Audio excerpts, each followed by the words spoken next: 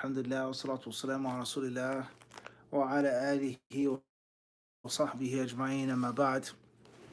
Take a few questions, bi'idhnillahi ta'ala, from the brothers and the sisters. Don't forget this Thursday, 9:30 p.m., the 22nd of April, 2022 of the Common Era. We'll be speaking on al-i'tikaf, its fiqh, its virtues, and its inner depths and dimensions. You can check us out at HadithDiscipleshop.com. As well, don't forget to visit mufti.com. Very soon, very shortly, the website will be fully launched, and all of the disciples, lovers, supporters, admirers, and even haters will have full access to a select line of gourmet loose leaf tea, along with different assorted bagged tea as well. But in the ta'ala, obviously loose leaf in the bag is a bit different. Along with different tea accessories, pots, spoons, cups, strainers, different mufti gear. All of that will be available very soon. Bi'idhnillahi ta'ala. Check us out at mufti.com. Mufti.com. Bi'idhnillahi ta'ala. Site will be running and be available for purchases and shipping as well. Jazakumullahu khairan. All right, so the first question is coming from Atlanta, Georgia, and this was MD. Assalamu alaikum. Would it be wise, advisable to disclose to family members or non-family members how much money I make? Wa alaikum assalam wa rahmatullahi wa barakatuh. That varies on the relationship that you have with those family members and who those family members are. Are they well off themselves? Are they struggling? Do they suffer from drug addiction? Do they seem to have some type of envy, etc.? What's important is have a balance with anybody that you deal with. Anybody, Muslim, non-Muslim, family, family, rich, poor, wealthy, etc. Have a balance. There's discretion without every single thing being a secret, without every single thing being something that you have to hide. It doesn't mean that you lack discretion. And there are things that you talk about and things that you don't. So have a balance, a mix, right? That's what I would advise with anybody, family member or non-family member. Wallahu alam. HH, Burnsville, Minnesota. How to deal with strong attraction to specific women and can't marry at the moment. Stay away from those women. Lower your gaze. Make dua for Allah to protect you and keep you chaste. And fight your mind. Fight your thoughts. And try your best to keep your interaction with those women that are attractive to you as minimal as possible. Wallahu alam. AM from London, UK. When the Quran says the sustenance of a child is recorded in the womb, what is meant by the sustenance? What's important is the text of Quran and Sunnah that speak on predestiny, qadr and qada. Okay, predestiny, pre-estimation, pre-decree. From that is a person's sustenance. How much money they're going to make, how much money they're going to save, how much money they're going to spend, what type of profession or trade that they'll have. All of that is included in rizq, let alone good character, all right? Happiness, peace of mind, success in life. It's also included in rizq as well. Children, offspring, grandchildren that are righteous, that are wicked, etc. It's also included in that. Wallahu ta'ala alam. AS from London, UK. Ustad, can I tell my brother's sins to others so they can advise him as he don't listen to me, or is this exposing his sins? If it's a necessity, and that's the only way that the message will be gotten across, if someone comes to him and enjoins the good and forbids the evil, then that's one thing. But be careful and be mindful of that. Be mindful of shaitan opening up the floodgates to that. Wallahu alam. MB from Toronto, Canada. Assalamu alaikum, Mufti. Is it permissible to trim the beard past the fist? Many great scholars of hadith and others, they hold that view. And FYI, not to make things too long, but FYI, is a very long discussion of what can be done with the beard. All right? As far as shaving it, then that's haram, clearly. There's consensus that it's haram to shave the beard. Ijma, salaf. That's out the way. And many, many other fuqaha as well, after them. As far as trimming the beard, trimming it up, maintaining it, then there are many views of ulama with regards to trimming it, taking it low as long as it's not shaven. The correct view, bi'idhnillahi ta'ala, is that the beard is to be left alone, period. And if you are going to trim it, the view that may be valid is beneath the fist. And that's it. That's it, all right? But there's very long discussion with regards to the beard, what can and cannot be done to the beard. And many scholars, they hold the view is that growing a beard very long, they hold the view that that's showing off, and that the beard should not be extremely long, and it should be tidy. We don't hold that view as being a valid, strong view. All right, either you're going to let it go all the way, or you trim it past the qabda, and that's it. But there are many great scholars who hold that view is that the beard should be trimmed and kept tidy. Wallahu ta'ala alam, but not shaven under any circumstance. Wallahu alam. I.e. from Philadelphia, Pennsylvania, is it better to recite the Quran quickly or slowly in Ramadan? It depends. Ibn al-Qayyim discusses this in provisions for the hereafter. Is it best to just finish the amount of Quranic recitation, or to slowly, melodiously recite the Quran and reflect on it and ponder on it? It depends. You have to pick what's best for you, and of course, making a hybrid is always going to be best. You want to finish, because there's virtue in reading amounts of Quran without reflecting, just reading it. And there are also virtues of reflecting on it. لِيَدَّبَّرُوا, for them to reflect on its ayat. Wallahu ta'ala alam. Initials RA from Boston, Massachusetts. I was trying to order a varsity jacket, which I saw you wearing during Jumu'ah one time, but it's not available in an online store. Is it possible for me to get it in Boston? Well, that one that I wore was, I think was gray and black. That was exclusive. And some things that I wear or sell, they are exclusive. You can only find in person. Some of them you can find online. Some of them we always have in stock. Some are like fruits or vegetables. It only comes in this season. Purple, yellow, blah, blah, blah, blah. So whenever you see it, you gotta jump on it quick, right? Wallahu a'lam, and that's no hype. That's reality. F.A. or F. Ali from London, UK. Are cats sunnah to keep? In general, the Prophet ﷺ said that cats move about us. Cats are to be in our company. Tawafina alaykum wa tawafat. If you say that's sunnah, mumkin, maybe, it's lawful. We say that. Wallahu alam. Are in Rockville, Maryland, USA, is it haram to make our prayers at the end of its time? Unnecessarily, chronically, habitually, without an excuse? No question about that. A sign of hypocrisy. ZA, Queens, New York. Is the hadith about remaining in the masjid after Fajr? We mentioned that many times before. TA, Chicago, Illinois. What should you do if your sibling has a mixed wedding with music? Do you attend or leave it off? Well, leave it alone. You have a problem with it. You have doubts about it. You clearly know it's haram. You clearly feel it's haram. Leave it alone. And if they want you to come to their wedding, kindly ask them, could you please be mindful? Okay, you can't force your opinion on them or your view or your practice of the religion, but be mindful. And if your brother knows that you don't listen to music, then he's going to be mindful as well. Even if he just cuts the music off for an hour. We're going to eat right now. My religious brother that I love, that I want to come, please tell the DJ to cut it off. That's better than nothing. And if he does that, then alhamdulillah. As far as if he doesn't do that, or you don't feel comfortable with that, then that's a different story. But what's important is just be mindful. The time and the place in which we live, music, haram things, uncovered men, uncovered women, alcohol, this, that is everywhere. Wala hawla wala quwwata illa billah. So you got to pick your battles. And if you boycott one thing, you have to boycott something else as well. It's everywhere you go. It's munkarat. Because the munkar has become so widespread. Wal-iyadhu billah. You can't walk down the street and stick your fingers in the air like back in the day. Because I don't want to hear it. I don't want to hear it. Everywhere you go.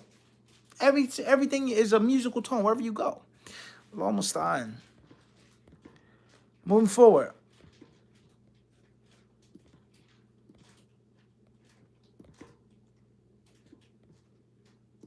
Question is coming from M. Salah, Farawaniya, Kuwait. Can I pray Tarawih and Qiyam, Layl, both? It's been a long time, Sheikh. We want you to collab with Sheikh Usman in San Diego. Barakallah fiqh. Allah bless you, Akhi Kareem. As we explained before, Tarawih and Qiyam is two names for the same thing. As far as Sheikh Uthman in San Diego, may Allah bless him. May Allah give him a speedy recovery. Alhamdulillah, that's my man. And I would love to be out there with him and the rest of those brothers in San Diego. Inshallah ta'ala, may Allah make it easy. I mean, MF, London, UK. Should I fast if I have COVID? My symptoms aren't too bad. Fast, inshallah. Yes, from London, UK. My friends only eat from places that are HMC certified because they say food and other halal places is not properly stunned and can't be trusted. Is this going overboard, and should one level of knowledge and piety and understanding? And there's much fraud in the halal business. That's a fact. I wouldn't say that's overboard. If you don't want to do it, that's fine, but everybody's different. J.A. Philadelphia, Pennsylvania. Assalamu alaikum, Sheikh. If I come to the masjid, should I pray 2 rak'ah for the masjid first, or the sunnah prayers for the actual salah? You make the sunnah prayers for the prayer, the actual salah, and that will suffice you for the 2 rak'ah of the masjid. As we have explained before, the 2 rak'ah of the masjid don't have to be separately done just for the masjid, the rabb of the masjid. Rather, any 2 rak'ah that you make, even if it's 3, even if it's 4. So if you made 4 for dhuhr, that would be your rak'atay, that'll be your tahiyyah. Wahakadha. If you made 2 rak'ah before maghrib, which is the sunnah, that will be your tahiyyah. Wahakadha. Wallahu ta'ala alam. Next question is coming from